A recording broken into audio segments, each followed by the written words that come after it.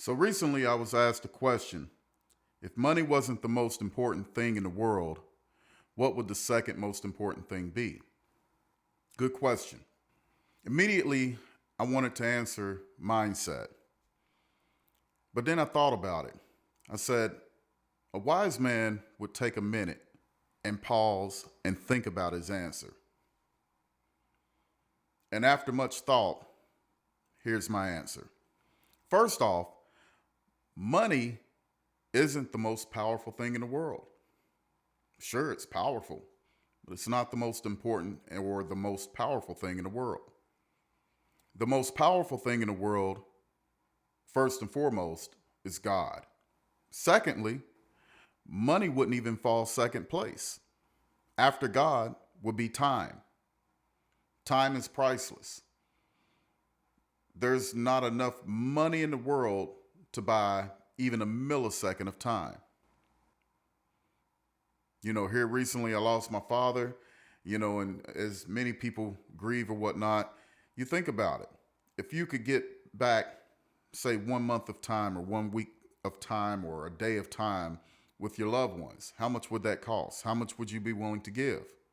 So money actually falls, for me, probably fourth. So money for me would fall somewhere between third and fourth place, probably fourth, because third would definitely be my family. I talk a lot about educating people on money for a reason, so that you can have more time with your family. Let's don't forget the purpose of money. Money is not to buy material things. Sure, I've bought Jaguars and, I've got a decent home. I own land. But that's not what the money's for. The money was for buying assets, which would free up my time. Or better yet, so that I wouldn't make decisions in haste. I wouldn't make decisions out of desperation. So for me, money would fall probably fourth place. And I think, my attitude about money, even though it's in fourth place, my attitude about money is never, hey, money is the root of all evil, or money can't buy you happiness, because that's nonsense. It's bullshit. Here recently we had a issue with the van. Basically, we own a car rental service, right? And we had a situation where the van had to be fixed, and it cost a little bit under $2,000. Well, we had it. I told the wife, I said, we'll take it over there, get it fixed, whatever, right? Those are first world problems.